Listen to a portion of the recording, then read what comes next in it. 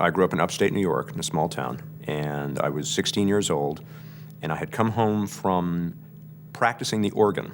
I used to play the organ, and I would go to my church. I had the key to the church, and I would go and play at night. And I got home, it had to be about 11 o'clock at night, I think.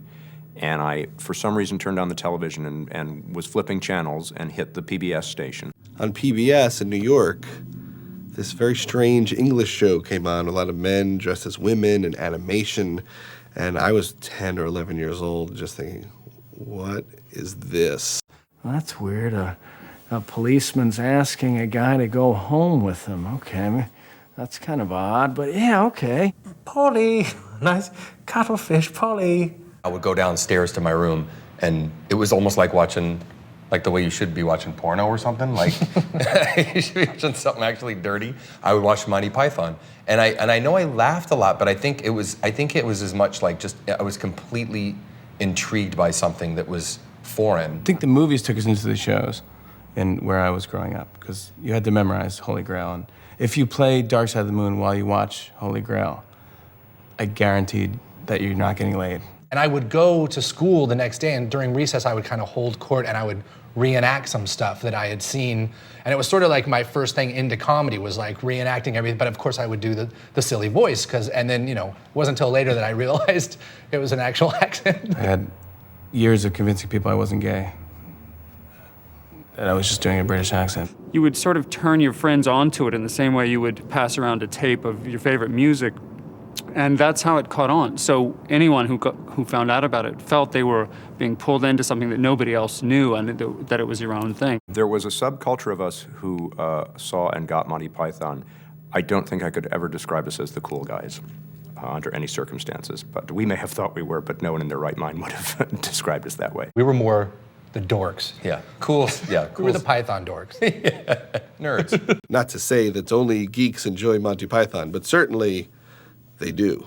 I remember at that age, that adults could be that silly was tremendously comforting. I think what I was responding to was that, first of all, how well acted and well written this stuff was, all in the name of being completely absurd.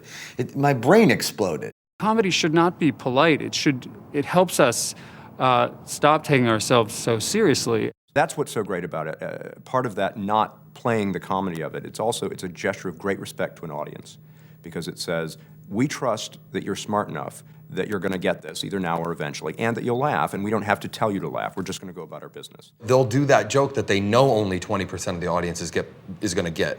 So 80% is not going to be with you, but that 20% is going to follow you to the grave. They are intellectual, and they are incredibly bright, and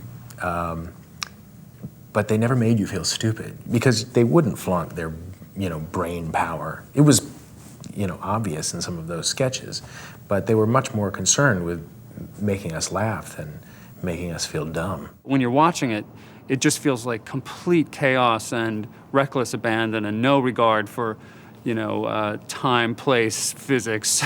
The Simpsons is completely based on that. In fact, our structure is to spend the first third of the show setting something up that we're never going to pay off and then just jump into something else random. That couldn't exist unless the Pythons did it first. I always thought it was great that they wrote, directed, and produced these movies and starred in them. That seemed to be a very special thing that you never saw. I mean, you wouldn't see a movie and the people in it wrote it and directed it. And so that idea that this group had this vision, to me, was always very exciting. And, in my work, as much as I can, I've tried to, hire actors who can write or who can improvise, because, you see people, like the people in Monty Python, and, their comedic voices are so strong. I think Saturday Night Live definitely was influenced by Monty Python. I mean, you could see just the small cast doing different characters. I mean, wasn't as much cross-dressing. We always kind of considered South Park kind of a British show a little bit, because we're obviously so influenced by it. There's certain jokes you're like, that's right out of British comedy. If you want to discover the influence of the Python, say, in American television, then you should look at anything I've ever done. I'm going to be 44 soon, and I've not given up being a silly moron about half the time. And I think a lot of that is, boy, I didn't even think about this, is because the Python sent that message to me as a child, that it doesn't matter how old you are, you can in fact, become a bigger, more a skilled baby at doing what you're doing. And if you're good enough at it, people will even pay you to do it. In a way, the Beatles changed music in America. Monty Python changed comedy forever.